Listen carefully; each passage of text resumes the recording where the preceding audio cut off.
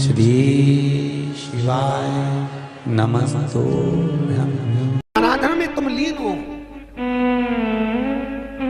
महाराज दुनिया के लोग नहीं समझते कि शंकर पर जल चढ़ाने का क्या लाभ है।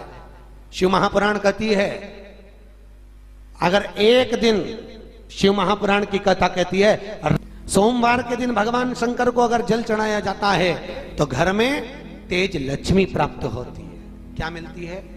तेज लक्ष्मी।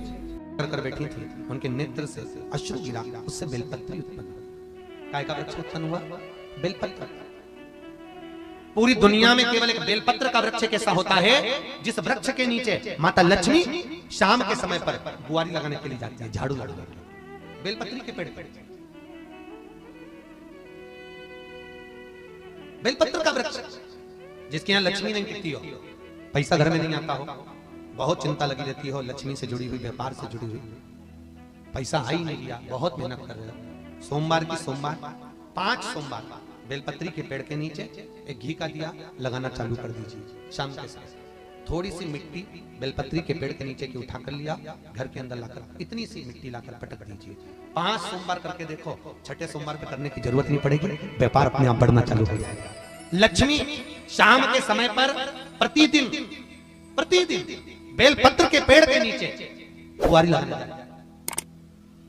शंकर भगवान की प्रियता बेलपत्र। पहले भी कथा में कहा, फिर कहते हैं, जिस व्यक्ति के जीवन में धन, संपदा, वैभव, सत्ता, लक्ष्मी की थोड़ी भी कमी दिखती हो, उसको बेलपत्री के वृक्ष का पूजन चालू कर देना चाहिए। जाओ सोमवार के दिन बेलपत्र वृक्ष के नीचे जल चढ़ाकर, जल का सिंचन कर कर, उसी बेलपत्र के नीचे शाम के समय पर संध्या काल में, प्रदोष काल में भगवान देवाधिदेव महादेव गौरी शंकर का स्मरण करो। बेलपत्र की जड़ की ओर, बेलपत्र की तना की ओर, बेलपत्र के वृक्ष की ओर तुम्हारा मुख हो। कोई आसन नहीं, कोई आसन नहीं, केवल बेलपत्र के वृक्ष की ओर तुम्हारा मुख हो। जहां बेलपत्री का वृक्ष है उसके नीचे बैठकर, उसकी छाया में, उसकी ओट में पंचाक्षर मंत्र नमः शिवाय, या फिर षडाक्षर मंत्र ओम नमः शिवाय, या फिर श्री शिवाय नमस्तुभ्यम का स्मरण कर कर अपने हृदय की बात गौरी शंकर से, महादेव से कहे। शिव महापुराण की कथा कहती है, 7 दिनों में एक दिन सोमवार का ऐसा होता है जिस दिन 33 कोटि देवी देवता बेलपत्री के वृक्ष के नीचे बैठकर भगवान शंकर और पार्वती का स्मरण करते हैं और शिव पार्वती उनकी झोलियां खुशियों से भरते हैं। देवता भी जिनका भजन कर रहे हैं वो बेलपत्री के वृक्ष के नीचे।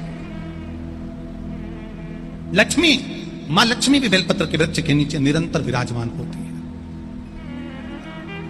और आप लोगों से एक निवेदन और करना चाहेंगे, ये मनुष्य का शरीर जब तक रहे, ये मानव की देह जब तक रहे, जिंदगी में एक बेलपत्री का वृक्ष अपने रहते रहते कहीं पर भी लगाना, उसको बड़ा करना, उसको बड़ा कर कर जैसे अपने बच्चे को बड़ा करते हो ऐसे लगाकर बड़ा कर कर महादेव से कहना कि मैंने अपनी जिंदगी में, मैं मर भी जाऊं, मेरे प्राण छूट भी जाएं, मेरे जाने के बाद मेरे घर के लोग एक लोटा जल चढ़ाएं ना चढ़ाएं, बेलपत्री चढ़ाएं ना चढ़ाएं, पर ये वृक्ष मैंने बेलपत्री का लगा दिया, अगर मैं मर भी गई तो मेरे मरने के बाद भी मेरे हाथ की बेलपत्र महादेव को चढ़ती रहेगी, महादेव को प्राप्त होती रहेगी। लगाओ, एक बेलपत्री के पौधे को छोटे से बड़ा करो, बड़े से बड़ा करो, बड़े से बड़ा करो, और बड़ा करने के बाद उसको कहीं तुम्हारी मर्जी पड़े जहां, उस बेलपत्री के वृक्ष को लगाओ। अगर गलती हो गई, ये बहुत गलतियां हो गई, बहुत दुख पड़ गया, तकलीफ में आ गए, लग रहा है कि मुझसे बहुत गलतियां हुई है, बाबा मेरी नहीं सुन रहा, ये बेलपत्री का भाग की डंडी पीछे की ओर कर, जहां बैठ